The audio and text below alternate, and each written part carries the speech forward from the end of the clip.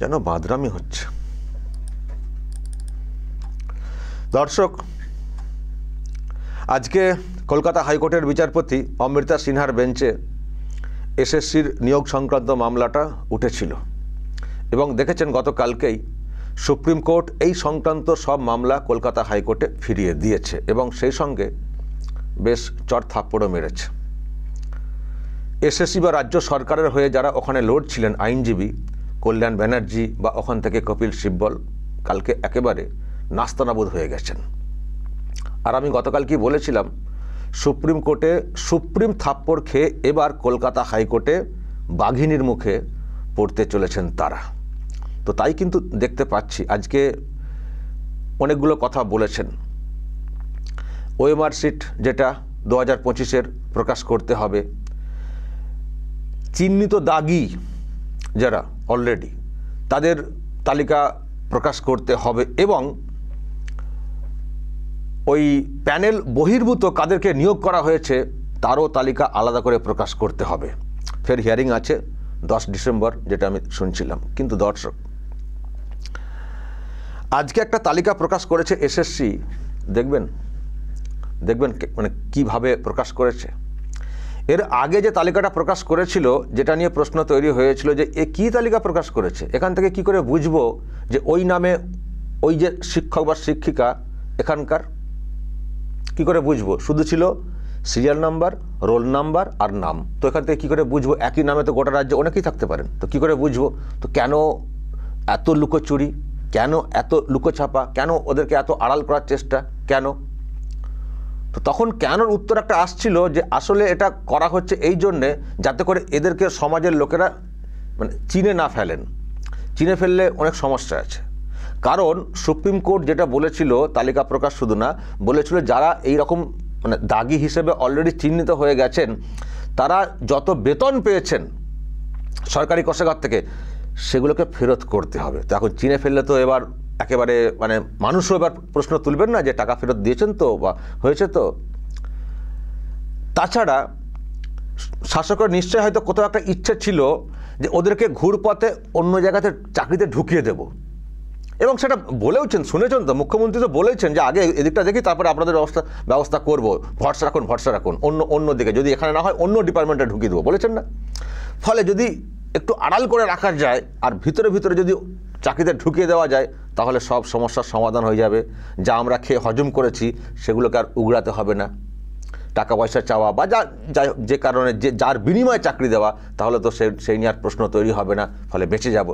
তো এই জন্যই হয়তো ওগুলোকে লুকিয়ে রাখা হচ্ছিল। সুপ্রিম কোর্ট যেহেতু বলেছে, একেবারে প্রথমে তো তালিকা প্রকাশই করা হচ্ছিল না, শুধু বলছে ঠিক আছে দেখছি।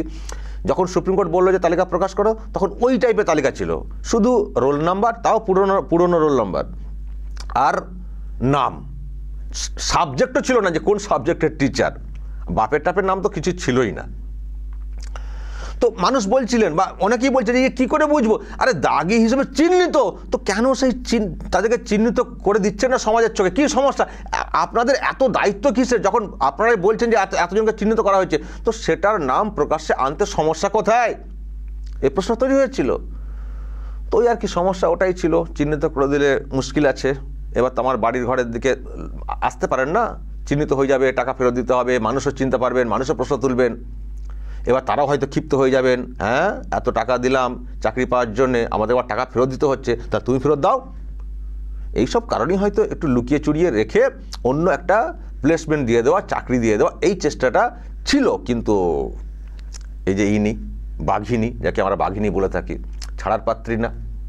সুপ্রিম কোর্টে বলেছিল ডিটেলস দিতে, তো দিচ্ছিল না, এরা বাইপাস করছিল, ওই নাম কাওয়াস্তে নিয়ম পালন এটা করছিল সরকার বা এসএসসি বা তার মাথায় যিনি আছেন তিনি।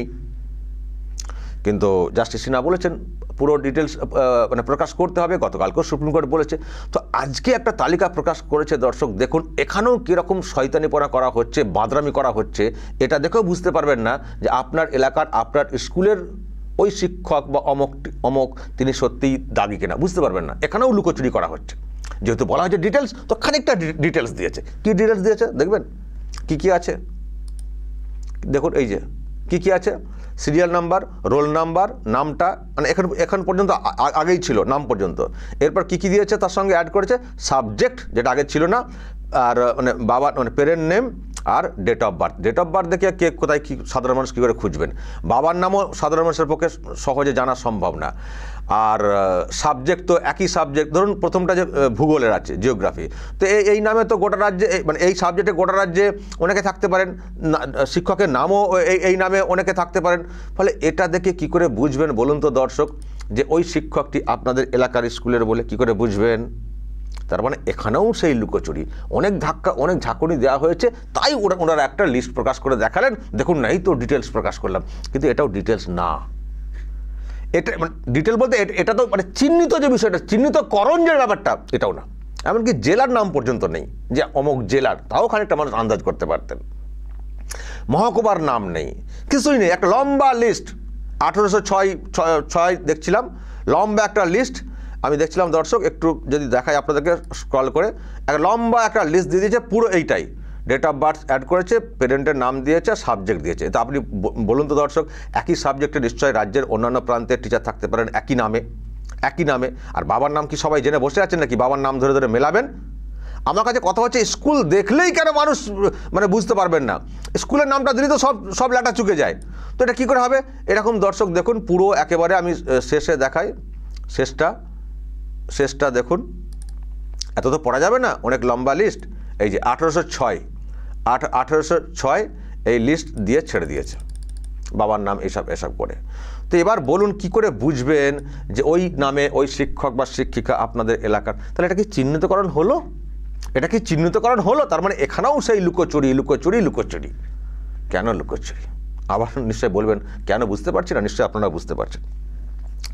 এবার তাহলে কি করতে হবে দর্শক বলুন তো, কি করতে হবে? এবার আমার মনে হচ্ছে পাছা গরম করে দিতে হবে, কি বলবো। তবে আমি আবারও বিশ্বাস রাখি জাস্টিস সিনহা আছেন, ছাড়ার পাত্রী না, নিশ্চয়ই আইনজীবীরা আবারও দৃষ্টি আকর্ষণ করবেন।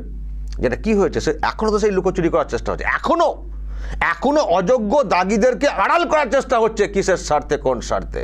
তার মানে ওদেরকেও কোনোভাবে ঘুরপথে চাকরি দেওয়ার ব্যবস্থা হবে, আর ওই টাকা আদায়ের যে বিষয়টা সেটা যাতে না করতে হয়, মানে যতটা ওখান থেকে আর কি আড়াল করে রাখা যায় মানুষদেরকে, মানে না চিনিয়ে, সে একটা চেষ্টা চলছে।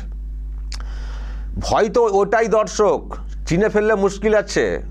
যদি এই 1806 বা আরও যারা মানে গ্রুপ সি গ্রুপ ডি সবাই যদি ক্ষিপ্ত হয়ে ওঠেন যে টাকা ফেরত দাও, তখন কি করব? এটা হচ্ছে আসল ভয়।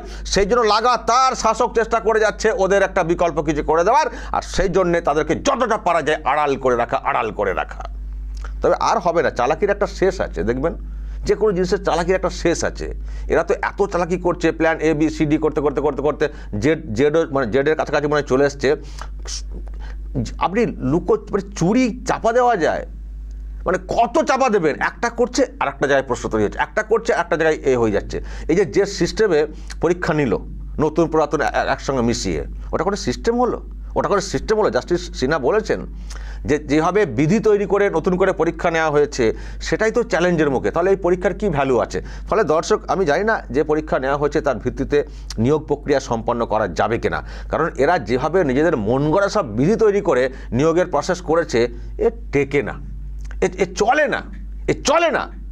নতুন ছেলে মেয়ে যারা প্রথমবার পরীক্ষাতে বসেছেন তারা ফুল মার্কস পেয়ে গেছেন 60-এ 60, তারপরেও বলা হচ্ছে না তোমাকে ডাকা হবে না। কেন না? আরও বেশি নাম্বার চাই। আরে 60-এ 60-এর বেশি কোত্থেকে পাবে? 60-এ 60, ওদিকে একাডেমিক যে মূল্যায়ন 10-এ 10, তারপরে 70-এ 70, তাদেরকে ডাকা হচ্ছে না। কারণ কাট অফ মার্কস 76-75। এটা সম্ভব? এটা কোনো বিজ্ঞানসম্মত ব্যাপার হচ্ছে?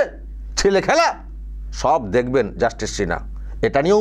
এটা নিয়েও কিন্তু রয়েছে মামলা, যে 10 নম্বরে কম বেশি দিয়ে যেভাবে মানে চেষ্টা হয়েছে এটা আদৌ করা যায় কিনা, এবং নতুন যারা পরীক্ষাতে বসেছেন তারা কেন বঞ্চিত হবেন।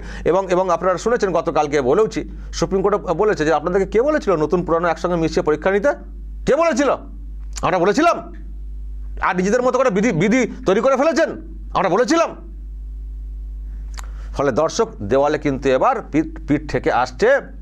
আর কিন্তু সহজ না যেভাবে ওভার চালাকি করে যাচ্ছে। আমি আজকেও শুনছিলাম ব্রাত্য বসু শিক্ষামন্ত্রী, উনি তো এখনও SSCর পাশে থেকেই নাকি একটা বার্তা দিচ্ছেন, পাশে থাকুন। সবাই পাশে থাকুন, একসঙ্গেই তো ডুবতে হবে, একসঙ্গেই তো ডুবতে হবে, ঢাকি সমেত তো বিসর্জন হবে না। ওয়েট করুন, যেভাবে সুপ্রিম কোর্ট মামলা ফিরিয়ে দিয়েছে এবং মামলা যেভাবে জাস্টিস সিনহার হাতে রয়েছেন, একটা কিছু করে উনি দেখাবেন। কতটা শেষ করতে পারবেন আমি জানি না, কিন্তু একটা কিছু করে দেখাবেন। দেখুন, যখন মানে জাস্টিস গাঙ্গুলি বলতাম, এখন প্রাক্তন হয়ে গেছেন, উনি যখন ছিলেন উনি হয়তো সব কিছু শেষ করতে পারেননি, কিন্তু একটা কাজ তো দেখিয়ে দিয়ে গেছেন, একটা রাস্তা তো খুলে দিয়ে গেছেন, দুর্নীতির মুখটা তো ধরিয়ে দিয়ে গেছেন। এটাও তো কম না। তার আগে তো আমরা জানতামই না, বা জানতে দেওয়া হচ্ছিল না, সব কিছু অস্বীকার করা হচ্ছিল। তো মানে অভিজিৎ গঙ্গোপাধ্যায় প্রাক্তন বিচারপতি, উনি হয়তো পুরো শেষ করতে পারেননি, উনি যেটা চেয়েছিলেন যে ঢাকি সমেত মানে বিসর্জন দেব, করতে পারেননি, কিন্তু একটা রাস্তা খুলে দিয়ে গেছিলেন। জাস্টিস সিনহাও কিন্তু ওই টাইপের একজন বিচারপতি। দেখুন না উনি কি করেন, দেখুন ভাবছিলেন যে ওই কোনো রকম একটা পরীক্ষা নিয়ে যাতা করে ঢুকিয়ে দিয়ে সব চ্যাপ্টার ক্লোজ করে দেবো, আর যারা দাগি চিহ্নিত হয়েছেন তাদেরকে অন্যদিকে ব্যবস্থা করে দিয়ে পুরো সাল্টে দেবো, আমি কত বুদ্ধিমান, আমি কত বুদ্ধিওয়ালি। সব বুদ্ধি চলে যাবে যখন ঠিকঠাক বিচারপতির পাল্লাই পড়বেন না, সব বুদ্ধি চলে যাবে। দেখবেন এসএসসির নতুন, এই এসএসসি নিয়োগের দুর্নীতির নতুন চ্যাপ্টার শুরু হচ্ছে আজ থেকে, এটা বলতে পারি। জাস্টিস সিনহা যা ধরেছেন, দুর্নীতির যা পার্ট একটা হয়েছিল, এবার এটাও কিন্তু ওভার চালাকি করার জন্যে। যদি ঠিকঠাক নিয়ম মেনে কাজটা সম্পন্ন করতো রাজ্য সরকার, তাহলে কিন্তু নতুন করে জটিল অবস্থা হতো না। এই বেশি চালাকি, অতি চালাকির গলায় দড়ি বলে একটা কথা আছে না, এই বেশি চালাকি করতে গেছেন তো। এবার জাস্টিস সিনহার বেঞ্চে এসছে, দেখবেন উনিও একটা খেলা দেখাবেন। এই এসএসসির দুর্নীতির নতুন একটা অধ্যায় উনি দেখবেন খুলবেন, কারণ উনি অলরেডি বলে দিয়েছেন যে প্যানেল বহির্ভূত কারা কোথায় কারা চাকরি পেয়েছেন তাদের তালিকাটা প্রকাশ করুন। তো প্যানেল বহির্ভূত কেন তারা চাকরিটা পেলেন, সেটাই এখন বিরাট একটা প্রশ্ন তৈরি করবে, আর তার গভীরে গেলে দেখবেন কত কি বেরিয়ে আসছে।